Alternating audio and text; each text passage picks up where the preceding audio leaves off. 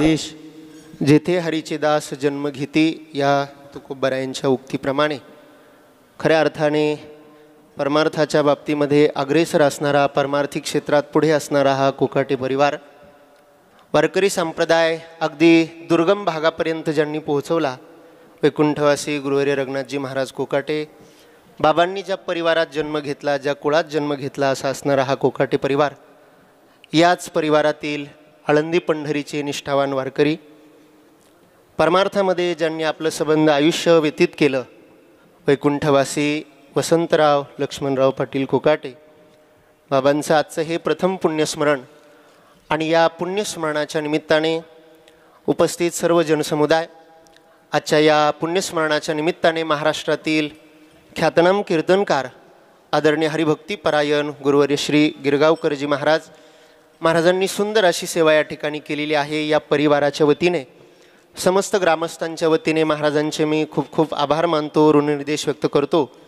महाराजांचं संत पूजन या ठिकाणी परिवाराच्या वतीने होतं आहे.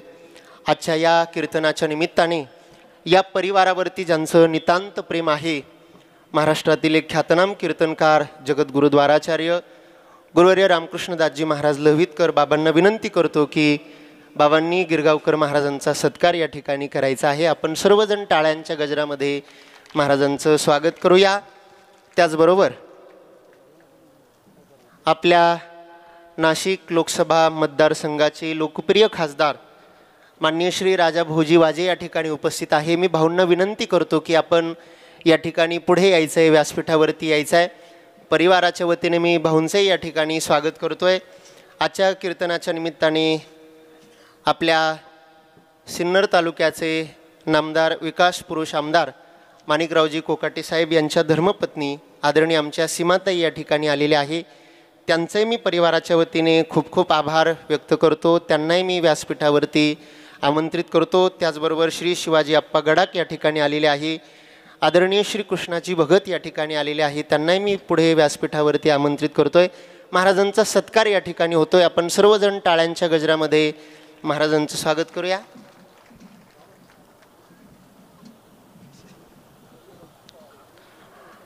आजच्या या कीर्तनाच्या निमित्ताने खरं तर या परिवारावरती ज्यांचं विशेष असं प्रेम आहे, परमार्थिक क्षेत्रातील एक आगळं वेगळं व्यक्तिमत्व आणि खऱ्या अर्थाने आपणा सर्वांच्या करता आदराचं स्थान असणारे आदरणीय जगद्गुरुद्वाराचार्य रामकृष्णदासजी महाराज लहवीतकर या ठिकाणी उपस्थित आहे.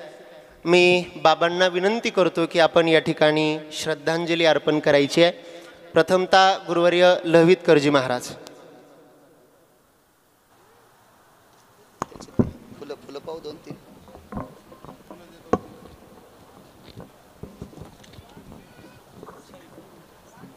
फोटोच्या दोन्ही प्रतिमा आम्हाला दिसत नाहीत अशा पुढं ठेवल्यामुळं श्रद्धांजलीचा एक श्लोक राहून गेला, त्याबद्दल माफी असावी. आद्या नित्य भव सर्वा स्थितम यक्ष किन्नरो गंधर्व चारोनो विद्याधरो लोकपालो दिक्पालो चारो हासो परमांसाती यस सर्वानां मिथ्यां रक्तचंदनं समर्पयामि आरक्तपुष्पं समर्पयामि अंगुष्ठादि स्नान भयो तत्रा पुनितो भयो तिलाग्रो जायति जवाग्रो अक्षदायत प्रियः मृत्युसारास्तते वचो पिंडो लुप्त जवगयाव्रजनो सर्वहस्थित मृत्याय जायते क्रिया सव्य अपसव्य यज्ञोपवित सर्वस्थितं तन्नुलादि भयस्थितः नमः पार्वती पते हर हर हर हर हर महादेव. आदरणीय बाबा बोलतील.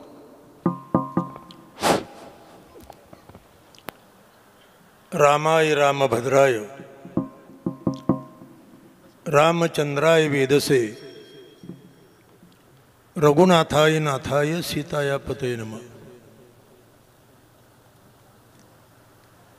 पवित्रतम अशा देव नदीच्या तीरावरील खडांगळी गावचे भूमिपुत्र, वारकरी संप्रदायाचे एक अनुवर्ती, हरिभक्तीपरायण वैकुंठवासी वसंतराव लक्ष्मणराव कोकाटे, ज्यांना आम्ही वसंत अण्णा म्हणून संबोधित होतो, त्यांचंही पहिलं पुण्यस्मरण, ज्याला धर्मशास्त्रामध्ये चटश्राद्ध म्हणतात, पार्वण श्राद्ध म्हणतात, एकोदिष्ट श्राद्ध म्हणतात. श्राद्ध या शब्दाचा अर्थ श्रद्धेनं दीयते क्रियते तत्श्राद्धम. मृत व्यक्तीच्या निमित्तानं ज्या ज्या म्हणून आपण श्रद्धापूर्वक क्रिया करूया श्राद्ध कर्मात आहेत. आणि या निमित्तानं आज ज्यांचं आपण संकीर्तन ऐकलं ती महाराष्ट्राची लोकसंस्कृती आणि लोकपरंपरा ज्या वारकरी पंथामध्ये सामावलेली आहे त्या परंपरेचे एक थोर उपासक. खरं तर विदर्भ आणि मराठवाडा याच्या सरहद्दीवर परभणी जिल्हा सेलू तालुका गिरगाव हे छोटं गाव आहे.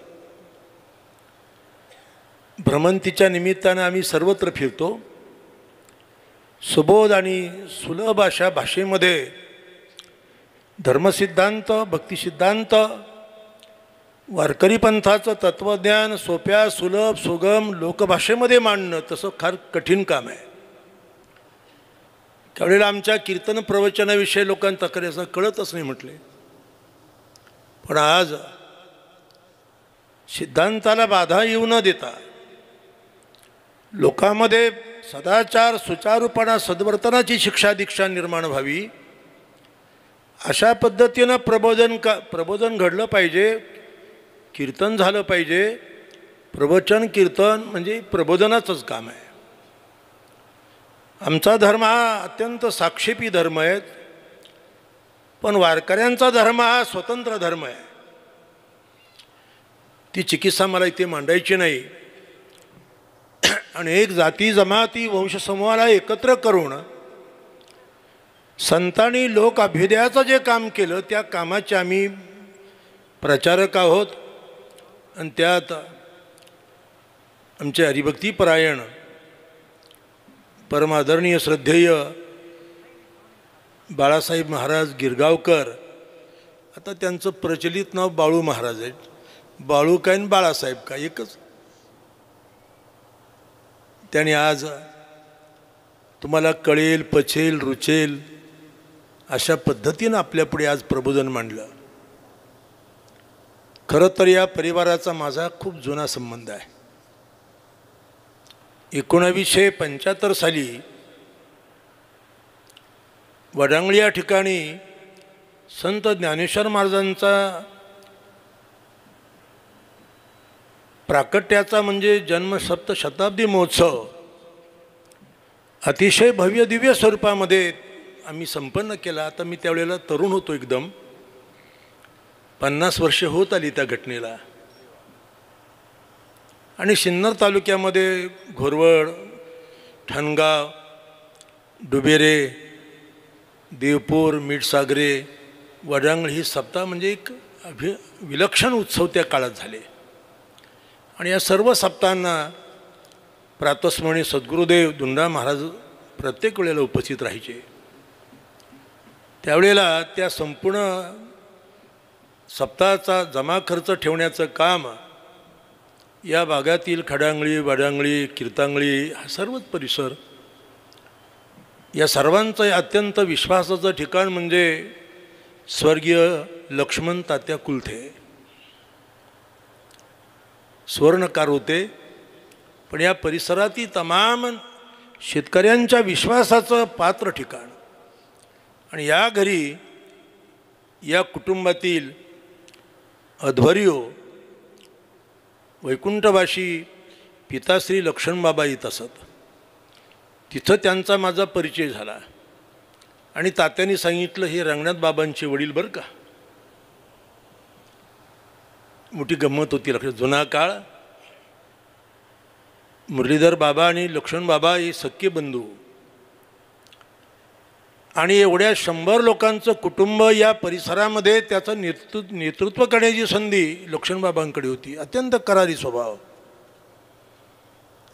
माझा एक मुलगा कीर्तन करतो म्हणजे प्रपंच सोडून दुसऱ्या मार्गाकडे गेला आहे याची मनाला सल असायची. जुनी लोक काय पोरा लागली चट धरी वाट देवळाची आमच्या कुळी नव्हती आईसे हेच पिशे निवडिले. मुठी कटकट त्या काळातली. आपल्या कुटुंबामध्ये कोणी हरिभक्त झाला तर मनाला दुःख व्हायचं क्लेश व्हायचं. पण बाबांची मी समज घातली त्या ठिकाणी. तात्या होते लक्ष्मण बाबा होते. म्हणलं बाबा तुम्ही फार भाग्यवान आहात. धन्य धन्य तेचे कुशी ज्ञानदेव जन्मले. आज वारकरी संप्रदायाचे एक थोर उपासक प्रातस्मरणीय सद्गुरू रंगनाथ बाबा तुमच्या पोटी जन्माला आलेत. फार मोठं भाग्य आहे बाबा तुमचं. पवित्रते कुळ पावन तो देश, जेथे हरीचे दास जन्म घेती. कोकाटे परिवार, आता मी मराठ्यांचे 96 कुळे तपासलेली आहेत. त्यात ते कोकाटे कुठे बसतात आता इथे मांडण्याचा विषय नाही आजचा. पण अत्यंत प्रामाणिकपणानं कुटुंबाचं नेतृत्व केले या परिसरामध्ये. ते एक न्यायाधीशच होते लक्ष्मण बाबा. आता गणपत महाराज हे मुरलीधर बाबांचे चिरंजीव नाही का. एकत्र सर्व मंडळी आणि लक्ष्मण बाबांचे 3 मुलं. त्यामध्ये सर्वात धाकटे वसंतरावांना 4 नंबर. ठीक आहे. बहिणीमध्ये भाऊ एक आहे. ठीक आहे.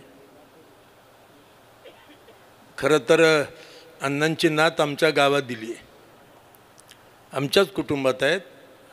म्हणजे माझा संन्यास आहे. पूर्वाश्रमातल्या आमच्या संदीप भाऊंना एक विद्वान आहे, अत्यंत हुशार आहेत, प्रत्युत्पन्न आहे, सीए आहेत. त्यांना ती कन्या दिली. त्यांनी मला परवा या संपूर्ण वसंतरावच्या चरित्राचा आणि कार्याचा अनेक ग्रंथ पुस्तकरूपानं त्यांना छापायचा आहे. आणि म्हणून बरीच माहिती मी त्यांना त्यावेळेला दिली. हे देवनदीचं खोरं म्हणजे नेमका काय गोदावरीचं उपनदी आहे देवनदी. औंढ्या पट्ट्यातून उगम पाहून आणि अशा प्रकारे ती पुढे पुढे आलेली आहेत. देवपूर नंतर पुढे पुढे ती सरकत आली आणि तिच्या तीरावरचं हे गाव. खरं तर नाशिक जिल्ह्याकरता रंगनाथ बाबांनी मोठं काम केलं आहे. रंगनाथ बाबांचं चरित्र मांडायला मला तुम्हाला 1 महिना द्यावा लागेल. मला त्याच्यावर चरित्र ग्रंथ लिहायचा आहे, पुस्तक लिहायचं आहे, टिपणं तयार आहेत माझी. कारण त्यांचा माझा खूप जुना अनुबंध आहे. संत गाडगे महाराजांचे पट्टशिष्य संत कैकाडी महाराज, राजाराम महाराज कैकाडी, भटक्या विमुक्त जातीमधले संत, त्यांचं शिष्यत्व बाबांनी पत्करलं. आणि संपूर्ण अशा प्रकारे आपल्या आयुष्यामध्ये आपल्या प्रबोधनातून, कार्यातून, नाम सप्ताहातून त्यांनी खूप मोठं काम केलं.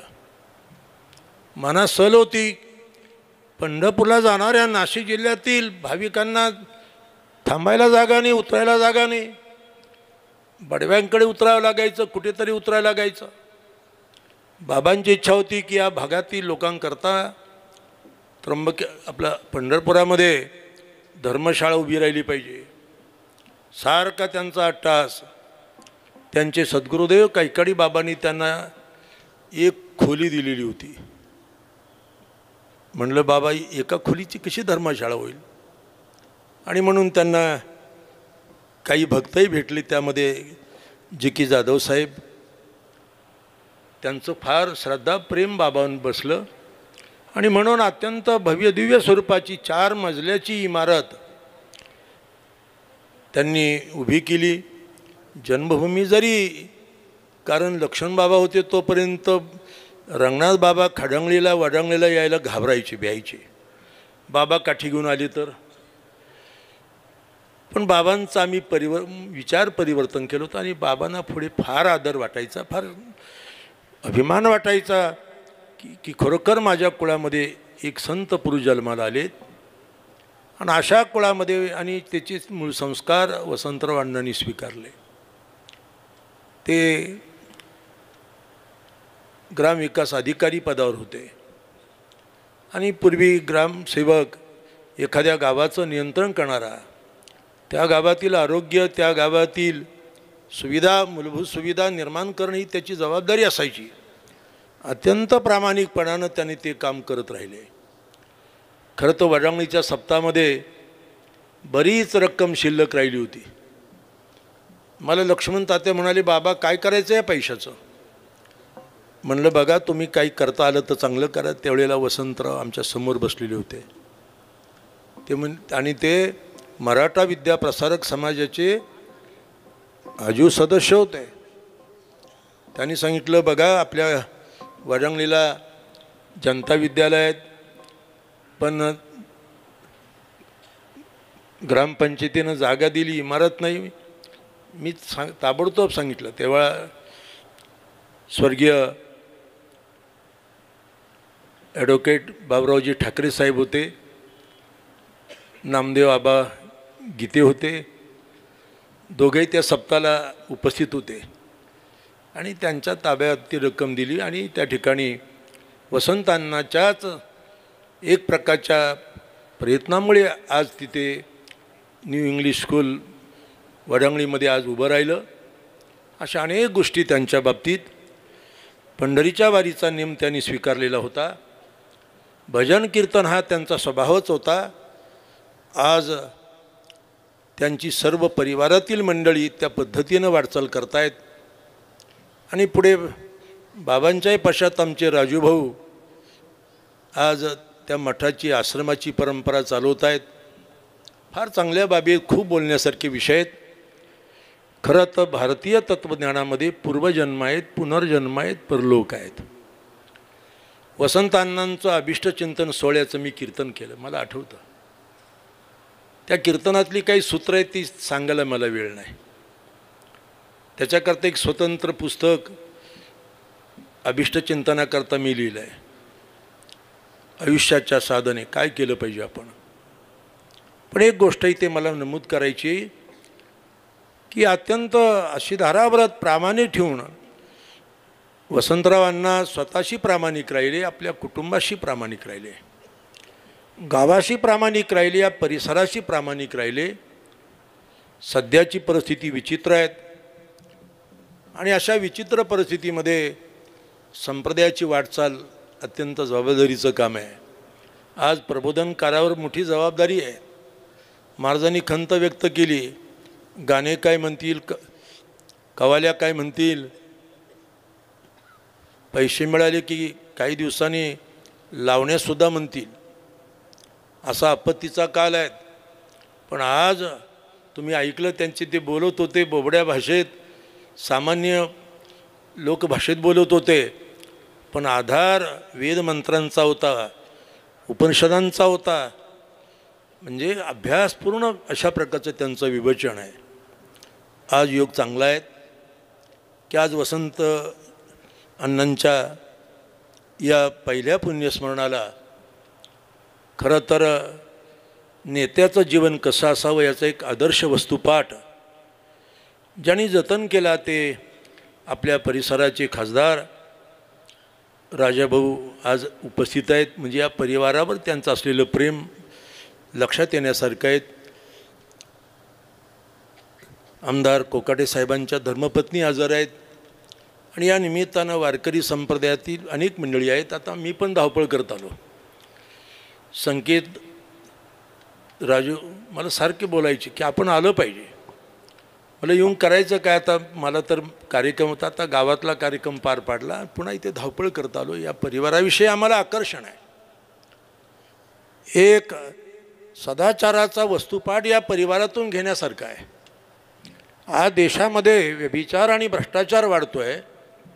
अशा आपत्तीच्या कालामध्ये काही परिवाराचे आदर्श आपण घेतले पाहिजे. तो हा परिवार आहेत, कष्टाने जगणारा परिवार आहेत. आणि म्हणून कौतुक वाटे झाल्या वेचाचे, नाममंगळाचे तेने गुणे. लोकांनी आपल्या आयुष्याचं कौतुक करावं. आपण कौतुक करण्याकरता इथे एकत्र जमलो आहे. श्राद्ध हे विज्ञान आहे. वेदामध्ये निरुक्त ग्रंथामध्ये मृत्यूविज्ञान आलेलं आहे. आता मी तत्त्वज्ञानाचा अभ्यासक असल्यामुळे खूप बोलण्यासारखे विषय आहेत. गरुड पुराणामध्ये महात्मा गरुड आणि भगवान विष्णूचा संवाद आहे. गरुडजीने विचारलं, प्रभू अरे मृत्यू म्हणजे काय आणि मृत्यूनंतर त्या प्रेताचं अधिगमन कसं आहे. ही श्राद्ध तर्पण पिंडदान लोक का करतात, कशा करता करतात. काही लोकांना त्या रूढी आहेत, परंपरा आहेत. रूढी परंपरा म्हणून आपण करत नाही. यामध्ये मोठा शास्त्रार्थ आहे. त्याही बरोबर उपनिषदामध्ये कठवल्ली प्रकरणी त्यामध्ये मृत्यूचं रहस्य मांडलेलं आहे, अग्निज्ञान आलेलं आहे. तेव्हा ही आपली परंपरा आहेत, याच्यामध्ये काही तत्वार्थ आहेत. शास्त्रार्थ आहेत. आपणच आपल्या धर्माविषयी आपल्या परंपरेविषयी मनात कलह करून घेतो. कोणी मुस्लिम म्हणत नाही की आमचा मौलाना बकवास आहे, आमचं कुराण झूट आहे.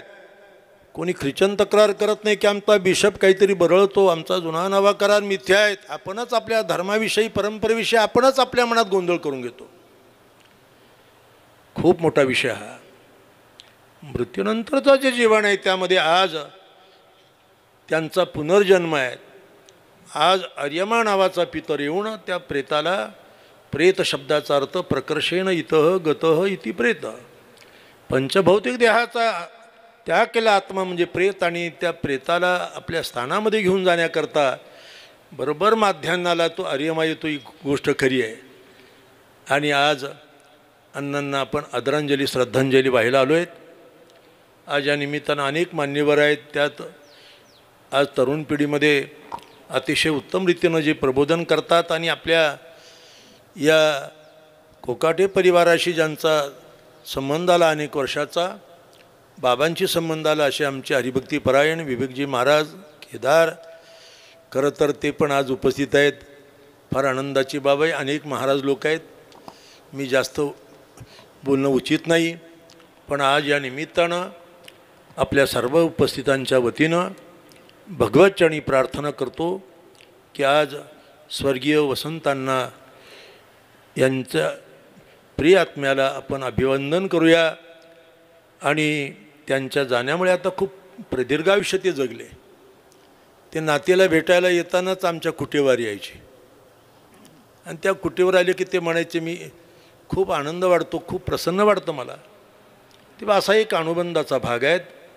असो, त्यांच्याप्रती माझ्या आदरांजली या ठिकाणी समर्पण करून त्यांच्या जाण्यामुळे या परिवारावर जे दुःख पडलं आहे ती सहन करण्याची त्यांना शक्ती सामर्थ्य मिळावं. सर्वे वै सुखिना संतु, सर्वे संतु निरामया, सर्वे भद्राणी पश्यंतु, मा कश्चित् दुःखमाप्नुयात्.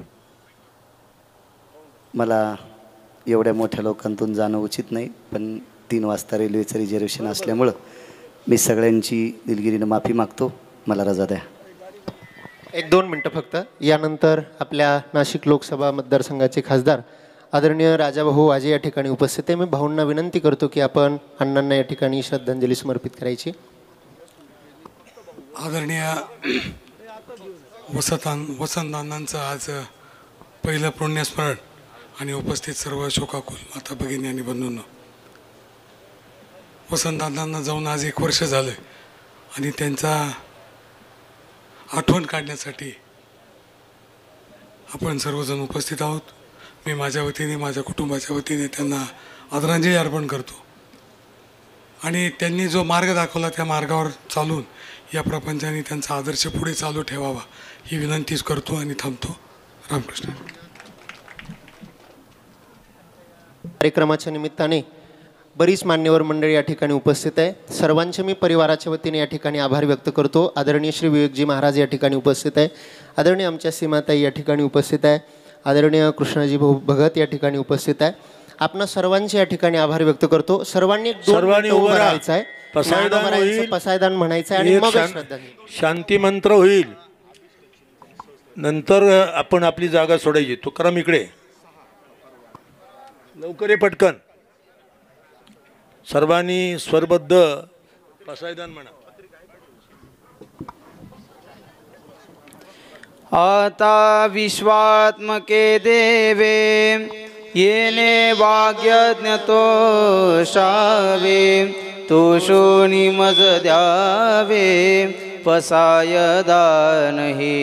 जे खळांची व्यंकटी सांडो तया सत्कर्मी रती वाडो, भूता परस्परे पडो मैत्र जीवांचे, दुरितांचे तिमिर जावो विश्वस्वधर्म सूर्य पावो.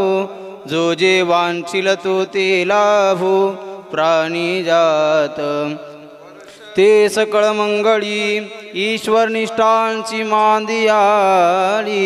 अनवरत भूमंडळी भेटतू भूता, चला कल्पतरूंचे आरव चेतना चिंतामणीचे गाव बोलते जे अर्णव पिभूषांचे चंद्रमे जे अलांछन मार्तंड जे तापहीन ते सर्वाही सदा सज्जन सोय रे होतु किंबहुना सर्वसुखी पूर्ण भोवो नितिनि लोकी भजिजो आदिपुरुखी अखंडित आणि ग्रंथोपजीविये विशेषी लोकीये दृष्टा दृष्ट विजये भोवावे जीवे एतमने श्री विश्वेश्वरा भो हा होईल दान पसावो येणे बरे ज्ञान देवो सुखिया झाला येणे बरे ज्ञान देवो सुखिया झाला येणे बरे ज्ञान देवो सुखिया एक अर्धा सेकंद सर्वांनी जागेवर स्तब्ध उभे राहा. एक शांती पाठ होईल आणि कार्यक्रम संपेल. ओम पूर्णमद पूर्णमिदं पूर्णात् पूर्णमुदच्यते पूर्णस्य पूर्णमादाय पूर्णमेवावशिष्यते. हरि ओम शांति हरि ओम शांति हरि ओम शांति.